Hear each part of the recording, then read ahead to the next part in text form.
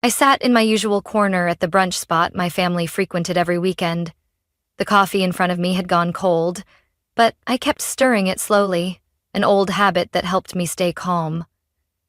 No one paid attention to me because, as always, the spotlight belonged to my sister, Vivian. She sat with her legs crossed, morning sunlight catching the sparkle of the diamond ring on her hand. "Your old job really was a snooze fest," she laughed, her voice loud enough to echo through the cafe. "It's kind of hilarious that someone in their 30s still doesn't have a real job." I heard every word, every pause in her sentence. No one else laughed, just Vivian, the only one amused by her own joke. I didn't look at her. I just pressed my lips together and kept stirring my cold coffee. My mother awkwardly murmured, "Vivian, don't be like that." But my sister only shrugged. To her, silence was proof of failure. My father tried to steer the conversation elsewhere, something about the Eggs Benedict being a little too salty, but Vivian's smirk lingered, like a hook waiting for a reaction. I said nothing. I was never the talkative one at family gatherings, and somehow, that made them assume I had nothing worth saying. But the truth was, ever since I chose to live behind the scenes, silence had become the space where I built an entire world, one none of them could imagine. I remember exactly when I first realized that some of the greatest things didn't need to be shown off. I was 27, sitting beside Sam, my best friend from college, as we typed the first lines of code for what would later become the core of an intelligent data analytics system used by banks, hospitals, and even government agencies. Now, at 33, I'm the co-founder of DataLoom, a tech company valued at over $80 million. 0 cents, but no one in my family knows. I never appeared on the official website. In interviews, Sam was the face of the company, and me? I chose to stay behind the spotlight. My name only appeared on internal documents, investor agreements, and Vivian's pay stub. Funny, isn't it? The sister who never hesitated to mock my quietness is now applying to the company I helped build, completely unaware that the person reviewing her application is the fulfiller she's mocked for years. I watched her chatter on, bragging about the now-defunct accounting firm she worked for. "But it's all good," she waved it off. "I'm a problem solver. I'm targeting a new company. Something called DataLoom? Heard they're hiring." My heart skipped a beat. For the first time during the meal, I looked up, then quickly looked back down, careful to keep the flicker in my eyes unnoticed. She kept going. "I already applied. If they bring me in, I'll handle their budget better than anyone there. If they pass me up, it's their loss." I bit my tongue to keep from laughing. That sentence, bold and smug, was a carbon copy of the lines she used to throw at me, claiming I'd never get anywhere hiding in the shadows. And maybe she'll never realize it, but in that very shadow, I built an empire, one she's now about to walk into, under my leadership. Still, I chose to remain silent, not out of fear, but because I knew the truth would speak for itself. I remember my 12th birthday vividly. While everyone sang happy birthday, Vivian burst out of the living room holding a giant gold trophy. "Our baby just won the state dance competition," my mom beamed, wrapping her arms around Vivian.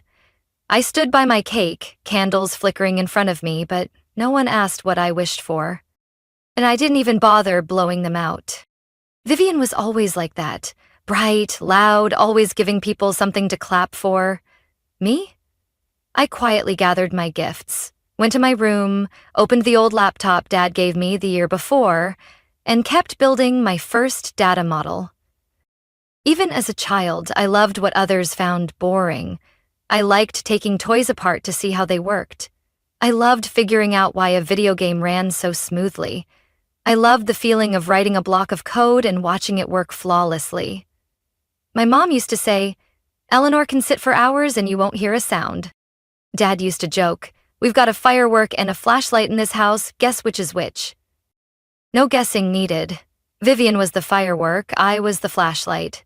Steady, but overlooked. As we grew older, the gap between us widened. Vivian studied art, made a few appearances on local TV thanks to her dramatic performances. I studied computer science at a tech institute. No one in the family remembers the school's name. When I graduated, they forgot the date entirely. They were too busy planning Vivian's fashion line launch. I don't blame them. Sometimes I thought maybe I just wasn't interesting enough, but silence slowly became the space where I found my value. When Sam and I started Dataloom, all we had were 2 beat-up laptops and a dream to build a flexible analytics system that could predict user behavior in real time. Sam was the talker. He pitched to investors, did press interviews, ran meetings. I was the one backstage, writing every line of code, fixing every bug. A year later, a major bank signed a trial contract. 2 years in, our system was integrated into finance, healthcare, and risk analysis platforms. By year 3, Dataloom was valued at $83 million, 0 cents. I held 49% of the shares. But ask anyone? They'd only know Sam Fletcher. As for Eleanor Green, never featured in a headline. And that was how I wanted it. I didn't care for hollow handshakes, flashing cameras, or whispers behind my back. I wanted to work, to build, to help people make better decisions with what I created. As for Vivian, after her own fashion startup failed due to financial mismanagement, she went back to accounting at a small firm. Then came layoffs. Now, she's pinning her hopes on a new opportunity she has no idea I created. I don't know if she'll ever see me as an equal. To Vivian, I'll always be the little sister with her head in the clouds and a bunch of old laptops. But she's about to walk into a space where every wall, every budget model, every analytics tool was designed by me. And what I wonder most is this. When she sees my name, Eleanor Green, at the bottom corner of her paycheck or the next budget draft, will she recognize it? Or will she still believe I'm just a faded extra in the dazzling world she chases? A part of me hopes she never finds out. Another part wants to see her face when the truth finally hits. I don't need her admiration. I just want her to stop looking down on me. That night, back in my quiet apartment on the 18th floor, Seattle's sky was wrapped in a soft mist like a velvet curtain after a show. I pulled out my laptop, logged into Dataloom's internal system, thousands of lines of code and reports I knew by heart. The first notification popped up from HR. Recommended candidate, Vivian Green. I leaned back in my chair, eyes settling on the file on screen.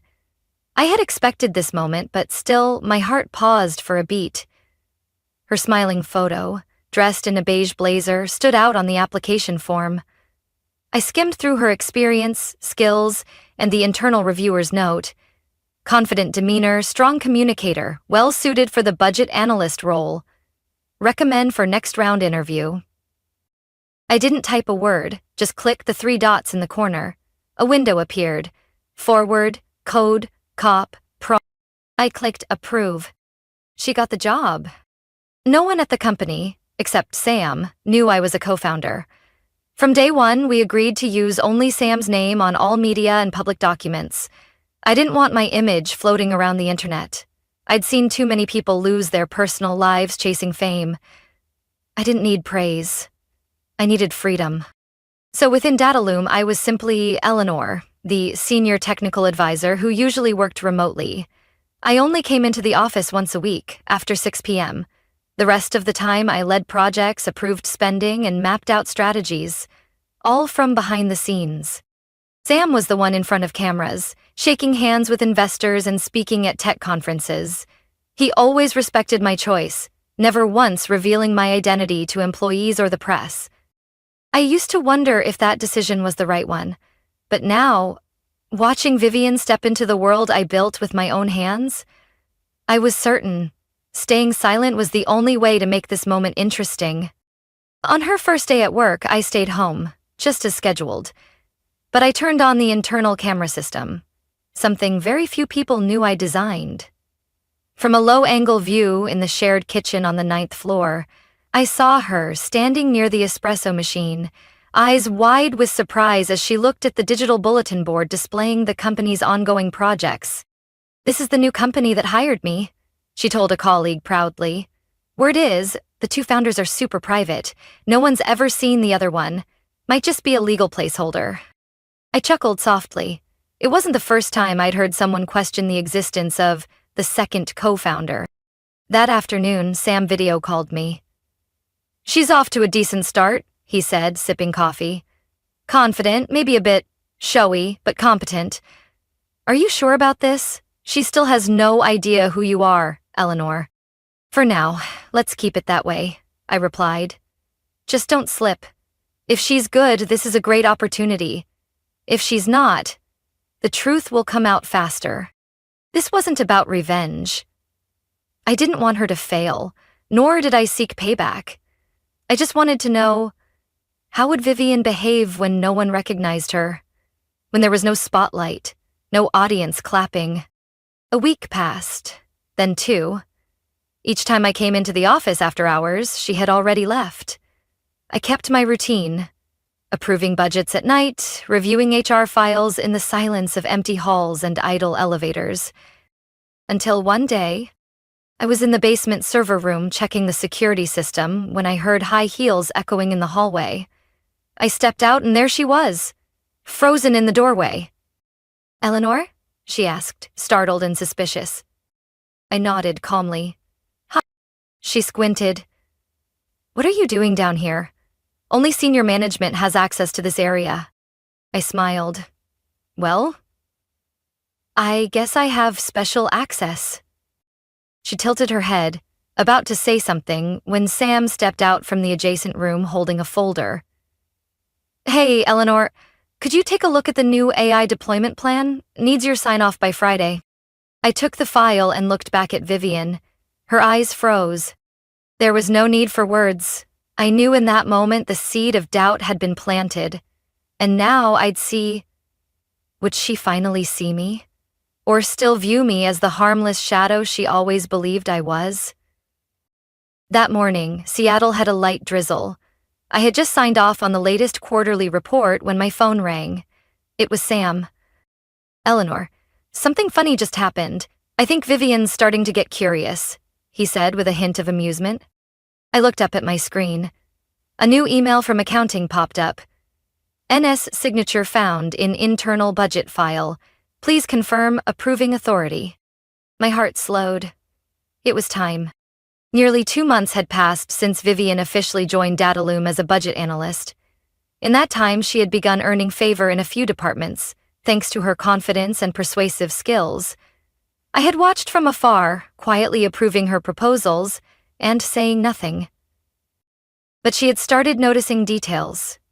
During one budget approval for marketing, Vivian stumbled upon a file signed with an e-signature, clearly labeled Eleanor Green, NS. Alongside it was the co-founder's ID code. I knew she wouldn't let that go. The next morning, I overheard a snippet of conversation in the cafe downstairs. A young colleague whispered to Vivian, "Who's this NS person anyway? Like a ghost in the system. Never seen them, but they sign off on everything big."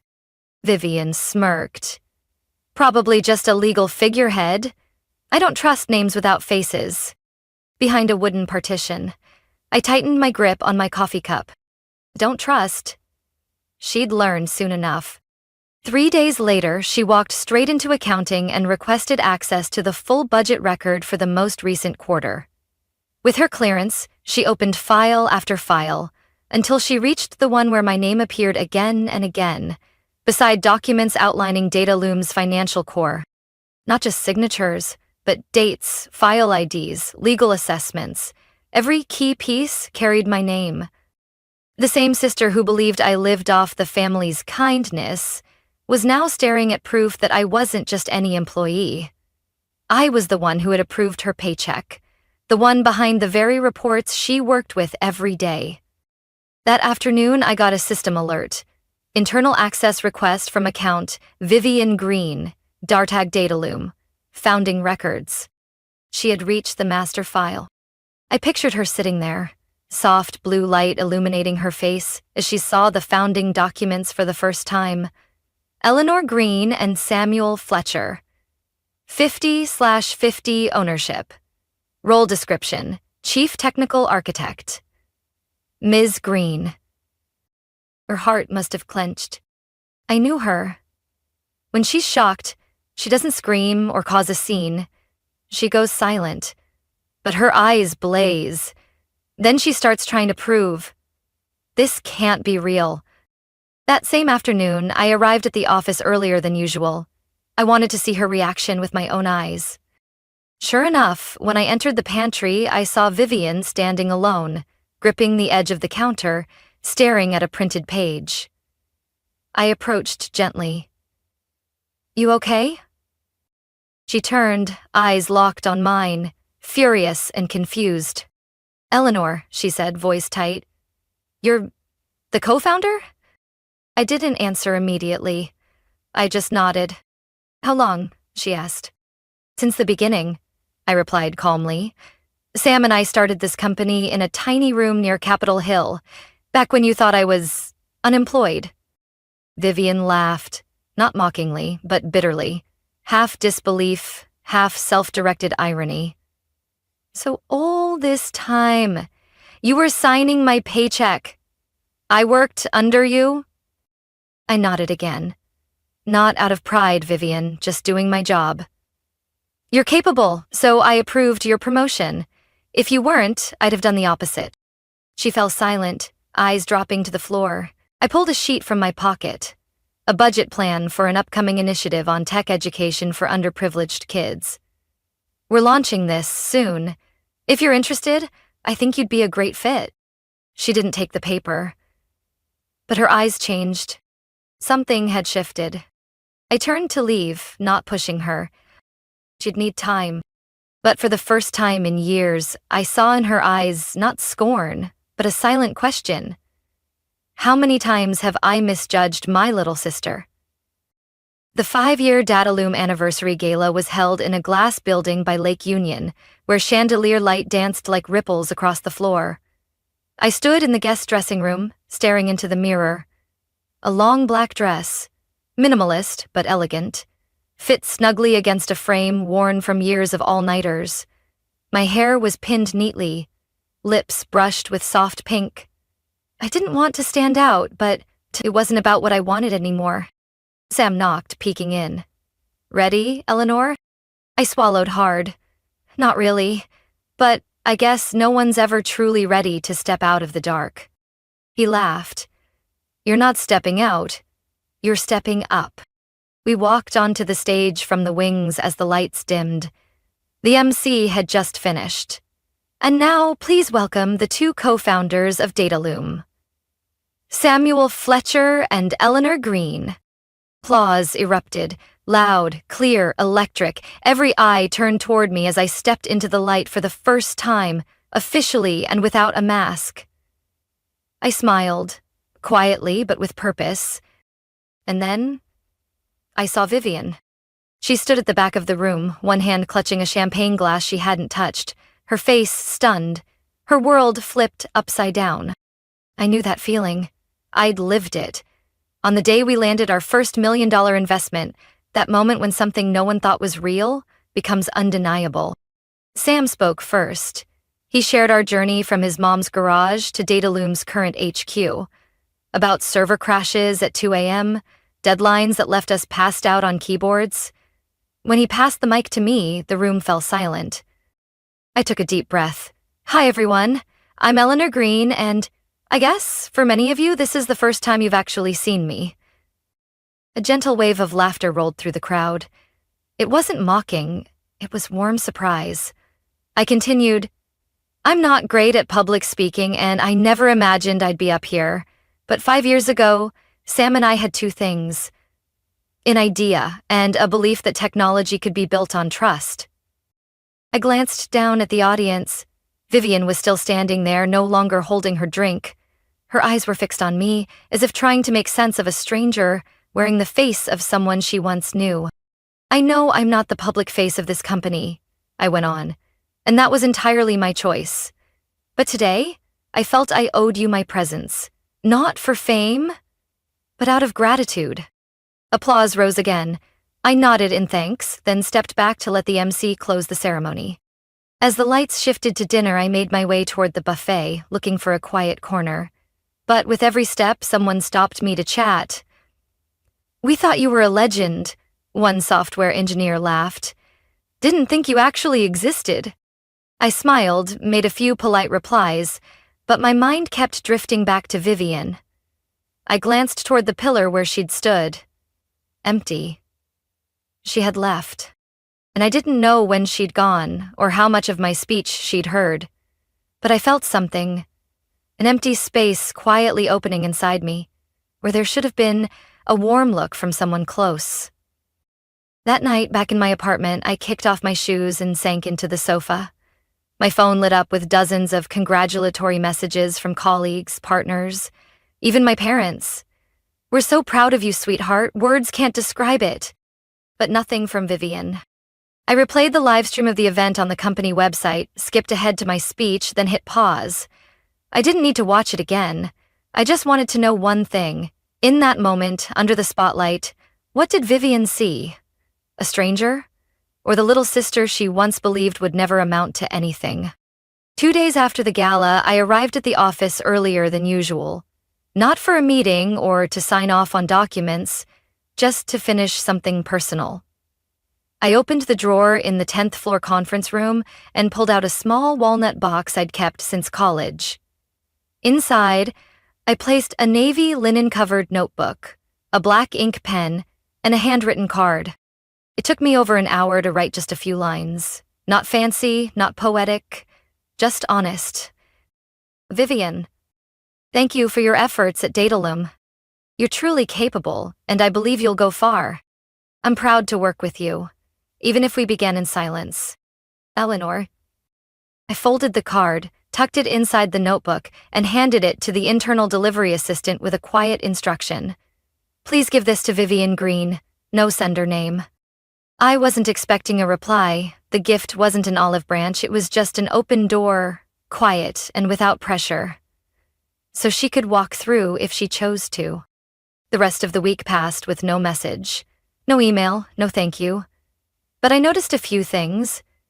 Vivian no longer sat back with crossed arms during meetings. She started taking detailed notes, asked sharp questions, and gave focused input. One afternoon, I stood outside the hallway, listening as she presented a revised budget strategy for an AI project that had gone over cost. Her voice was calm, clear. Her eyes no longer carried competitiveness, but something rarer: focus. I didn't walk in. I just stood there, hands in my pockets, and nodded silently. The following week, HR announced that Vivian had proposed a new internal sponsorship initiative for junior employees, especially female interns in tech roles. She recommended allocating a portion of the CSR budget to host a series of free career workshops led by department heads. I read the proposal 3 times, slowly. Initiative name: Touch the Screen, Touch the Future. And right below it, in italics, inspired by the quiet mission of Eleanor Green. I set the file down on the table, pressing my lips together gently. That afternoon, I stopped by the pantry as usual. Vivian was there, pouring hot water into a tea carafe. When she turned and saw me, we both froze for a second. But this time, her gaze was softer.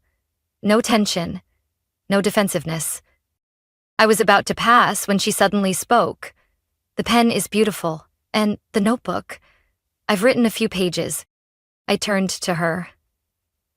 "I'm glad you liked it." She gave a small nod. I think I ever really understood you. Or maybe I just never tried." I smiled without answering. "There is something I want to say," she continued, voice lower. "You didn't have to give me a chance, but you did. And you never brought any of it up. You didn't diminish me to prove a point. That says more about you than anything else ever could." For the first time, I no longer saw Vivian as the teenager basking in the spotlight with a trophy in hand. I saw a woman learning to let go of pride and truly see others. "I don't know if I can make it right," she said slowly. "But I'll try." I nodded, feeling a weight lift from my chest. We don't need to tally up the past. We just start from today. We stood side by side for a moment longer. No explanation needed, no apology required, just a quiet understanding. This time, things would be different. And somehow, they were. Vivian stopped being the loudest person in the room. She learned to listen, gave space to younger voices, and didn't shy away from tasks she once thought beneath her. And I stopped hiding behind my screen. I began speaking at technical briefings, no longer dodging the camera. I stood before visiting students and shared my journey, not to boast, but to show them, you don't have to be the loudest to make something big. One weekend afternoon, as I was leaving the office, I saw Vivian standing before the recognition wall. The list of top contributors for the quarter. Her name was at the top. She looked at me and gave a small nod. Thank you for not giving up on me. I smiled. We're just getting started, Vivian. On Sunday, the whole family gathered at our usual brunch spot on the corner of Green Lake. Everything was just as it had always been. Dark wood chairs, sunlight filtering through striped curtains, and the smell of warm waffles filling the room. But something in the air felt different. I sat at the long table on the balcony, joined by my parents, Uncle Henry, Aunt Laura, and Vivian. She arrived 5 minutes late, but instead of wearing her usual flashy outfit or sparkling heels, she had on a simple white blouse, dark jeans, her hair neatly tied back, no makeup. As she approached me, her eyes hesitated, but then she gave a small nod. I nodded back. No words needed, just a look. That was enough. My mom was telling a story about her new flower bed when Uncle Henry suddenly chuckled and turned to me. So, Eleanor, are you still doing that little freelance thing from home, or just typing up random computer codes all day? I smiled. Not surprised. He still thought programming was just a souped-up video game. I didn't even have time to answer before a voice rang out clearly. Uncle, Vivian said, setting down her coffee and looking straight ahead. Eleanor is the smartest person I've ever known, and without her, I definitely wouldn't be where I am today. All eyes turned to her. I tilted my head slightly. But Vivian didn't shrink back like she usually did when put in the spotlight. She stood firm, gaze steady, voice unwavering. I used to think I knew everything, she continued. But Eleanor taught me something more important than knowledge: humility. Her quietness doesn't mean she has nothing to say. It means she chooses to act instead of show off. Uncle Henry looked stunned. Aunt Laura gave a subtle nod. My mother reached over and gently squeezed my hand. I didn't say anything. I just looked at her. And in that look, I saw everything words couldn't express: an unspoken apology, unvoiced gratitude, and respect, earned not by blood, but by truth. A moment later, the conversation shifted back to the weather and the upcoming holidays, but I knew something important had just happened. After the meal, as people began to leave the table, I stood up to grab my bag. Vivian stepped over, jacket in hand. She didn't say a word, but as she passed by, she whispered softly, "You don't have to forgive me, but I'll never be the same person again." I turned to her, and for the first time in a very long while, I gave her a genuine smile. "I know," I said, "and I never needed you to apologize." We walked out of the brunch spot in silence, but there was no longer any tension between us. What had happened wasn't forgotten, but it no longer lived in me like a wound. That afternoon, I went home, made myself a cup of tea, opened my laptop, and stared out the window toward Lake Union. Just as I took a sip of the warm tea, a message from Sam popped up. "Heard brunch wasn't half bad today?" I replied. "Not bad, let's call it a new beginning." And maybe, sometimes, forgiveness doesn't come through words. It comes when people finally see each other, not through judgment, but through late, honest understanding. Vivian and I will never be picture-perfect sisters. But now, we're no longer standing on opposite sides. We're two grown women who've learned from their own mistakes. And to me, that's a beautiful enough ending to one chapter, and a gentle start to the next. The story between Vivian and me taught me that sometimes understanding doesn't come from grand apologies, but from quiet, genuine change. It took me years to accept that being seen isn't the only measure of worth, but when truth is finally acknowledged, no rebuttal is needed. Silence is enough to make people reflect. Real life doesn't ask for perfection, only the courage to grow and the grace to begin again. What do you think about Eleanor and Vivian's journey? Can a late understanding be enough to mend a relationship that once seemed broken? Share your thoughts. And don't forget to follow the channel for more heartfelt family stories.